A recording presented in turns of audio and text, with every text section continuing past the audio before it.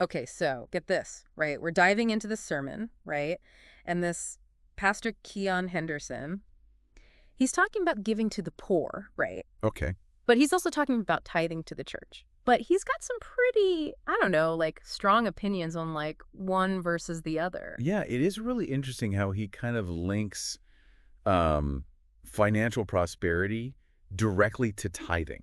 Yeah. Like he's making a very clear distinction between you know, giving a dollar to somebody on the street versus giving that dollar to the church. It's like he's saying helping the poor, it helps them, which, Mm. obviously, but with tithing, that's where you personally benefit. Right, exactly. And he uses this phrase, and I wrote it down because it was like, whoa, multiplication is segregated for tithe and offering. Yeah, what do you think he means by that? I don't know. What do you think he means? I mean, it's a very powerful image, the idea of segregated multiplication. Right. Yeah. It definitely makes you think, like, is he implying that there's some divine favoritism going on here? Yeah. You know, like, is God playing favorites between those who choose to support the church over, like, directly helping those in need? Right. Because, like, if you're giving directly to somebody in need, you're kind of cutting out the middleman, right? Yeah, and it makes you question the motivation behind giving in general, right? Yeah. Like, Yeah. are we really doing it out of just like pure selflessness, or is there a part of us that's hoping for, some kind of personal gain, some kind of multiplication of our own? And he's not shying away from asking for money directly. Like, he literally throws out this 21-day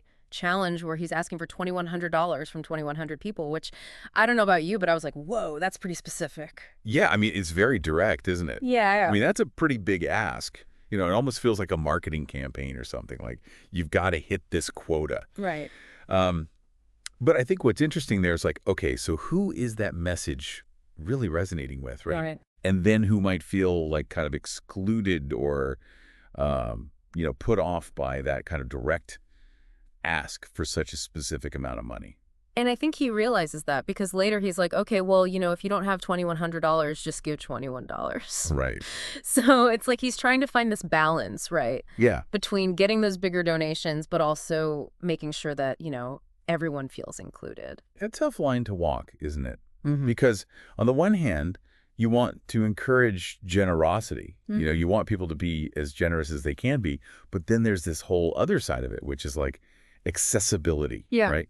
Right. Not everyone has the same financial resources or capacity to give. So how do you acknowledge that while also, encouraging people to give generously? So it's not always about money, though, right? Because when we're thinking about what Pastor Henderson is saying, it makes me think about, our time and our talents. Oh, absolutely. Like, how do we give those? Right. I mean, you could almost say, like, are those things even more valuable than money, right? Yeah. Because you can always get more money, but you only have so much time and you only have, certain talents that you can share with the world. And that's something that you can give directly to people, too.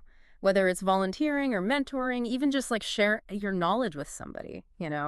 And those things can be just as impactful as any financial donation, sometimes even more so, depending on the situation. Yeah. So it's just really, it makes you think, about the different ways that we can contribute to the world around us. Yeah, like you might not be in a position to give financially in the way that somebody's asking, but you can give your time or you can give your talent, like you said. Right. And it really just comes down to figuring out what you value and how you can act on those values. Exactly. And I think that's a really important takeaway from all of this. Regardless of your spiritual beliefs or how you feel about tithing or giving to the church specifically, it's really about aligning your actions Yeah. with your values. Yes. And that's something that I think we can all, think about more in our daily lives.